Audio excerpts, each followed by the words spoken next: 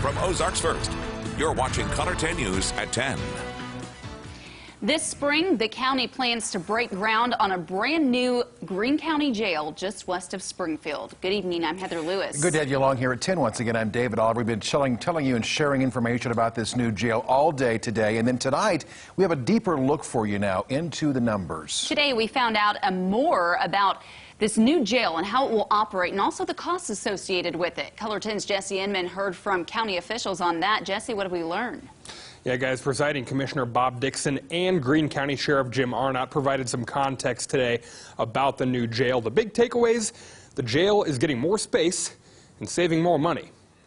The redesigned jail at a new location will save roughly $95 million in staffing costs over the next 20 years. Those savings are expected to come in a number of ways with the new jail. Greene County Presiding Commissioner Bob Dixon says it really started with the deal they got on the 23 acres of land near Division and Hazeltine Road. The approximate cost of the property is about $30,000 an acre. Nearby, there's property listed at about double that. The Greene County Sheriff's Office operates throughout 5 different buildings in Springfield, and the goal is to consolidate all of that into one location, which will save the county money on rented space. Currently, we are renting 4 floors of the Cox North Medical Tower at $100,000 a floor per year.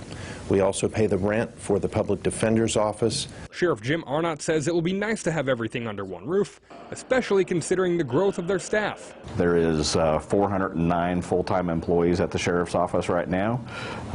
Once we open this facility, there will be at least 200 more. The jail will have more space for employees and for inmates. Greene County doesn't have room for about 200 of their own inmates right now, so they're being housed across the state.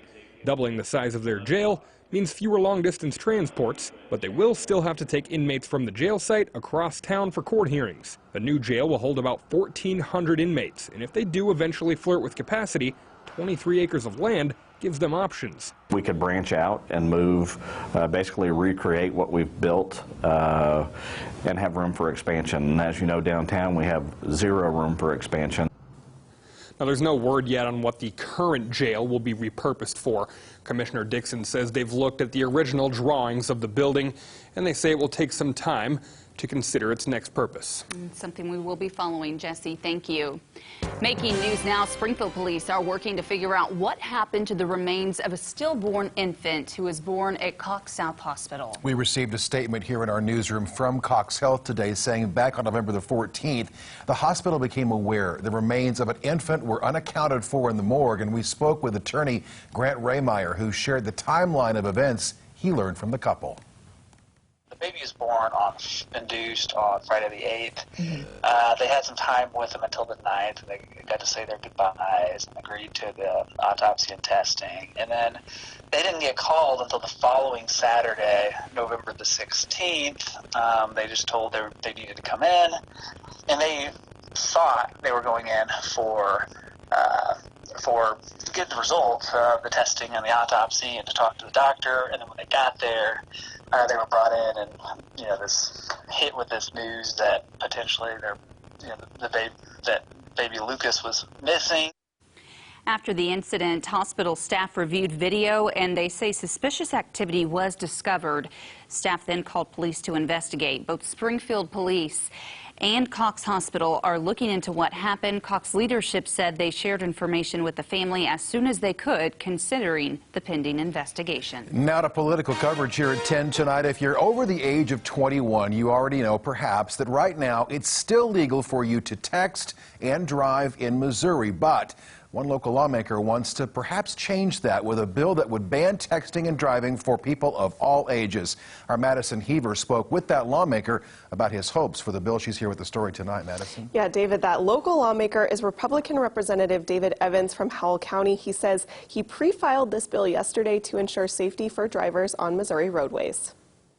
In Missouri right now, it's illegal for drivers under the age of 21 to text and drive, but that could soon change. This bill would remove that language, and anyone operating a motor vehicle on the roadways of the state could not text and drive at the same time. Republican Representative David Evans pre-filed that bill that would ban texting and driving in Missouri for all ages yesterday. He says he pre-filed the bill because some in his district asked for it after being injured in texting and driving accidents. I just took up their call and their cry to improve the law in this regard. Evans says even though hundreds of bills are filed during each session, he's confident this one will get far. You don't get a bill on early, get it to the attention of the right committees, senators interested in reviewing it, and it's very difficult to get legislation passed. But I've got high hopes. But Evans isn't the only one hoping distracted driving will diminish. Cindy Dunaway with MoDOT says they're usually supportive of any bill that makes Missouri roadways safer. Any movement that could come with texting laws would be a great stride. Missouri is one of 2 states that are left with no form of texting ban for all drivers. She says distracted driving may not just be texting. It could also be entering information on your GPS or talking on the phone. Everybody feels right now that they have to be so connected with their friends and their family. People are using their phones more and more. And we've seen a trend as phone usage has increased over the past few years. It's kind of in line with the number of fatalities that we're seeing on Missouri roadways.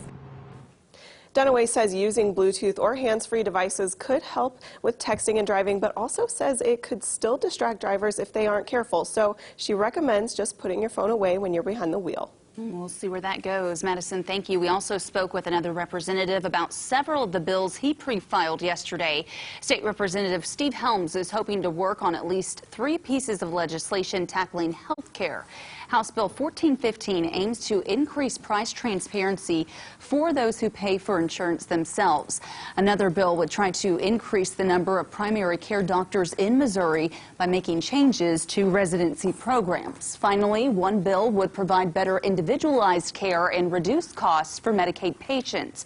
You can learn much more about the bill straight from Steve Helms in an interview you can only find on ozarksfirst.com. Now to a local spotlight tonight at 10. A Springfield attraction is now in the running for a USA Today 2019 Reader's Choice Award. And our Francis Lynn visited the History Museum today. How did it get nominated and what happens next?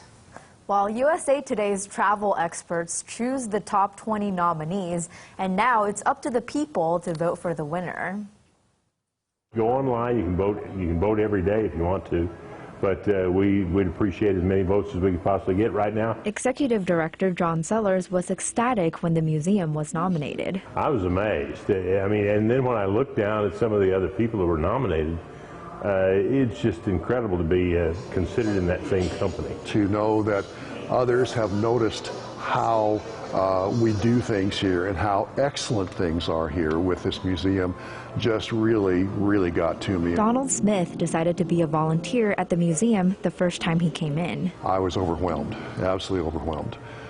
It is an incredible facility. I just fell in love with it when I first walked in here. They told me it's exciting to have a history-based attraction nominated. We have had individuals and stories and events in Springfield and Southwest Missouri that have affected U.S. history. It is a community rich with history that we need to be able to share with everyone. And a reason they believe they were nominated is because they're not a typical look and read museum. You get immersed. You can be a part of it, and it's much more interesting, and it affects you much deeper than it would just to have something to look at or to hear. It's not what you picture as a museum.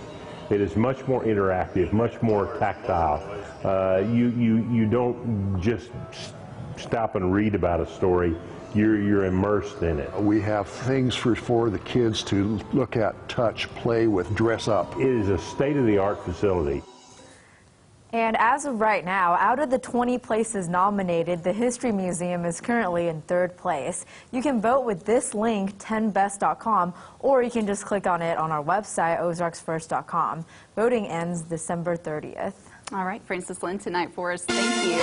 Well, we are off to a pretty quiet start for the month of December. Jamie, is it going to stay that way? Yeah, it looks like we're going to hold on to fairly mild and quiet conditions right into this upcoming weekend, but I do see signs for maybe an Arctic blast early next week. I'll have more on that after this break.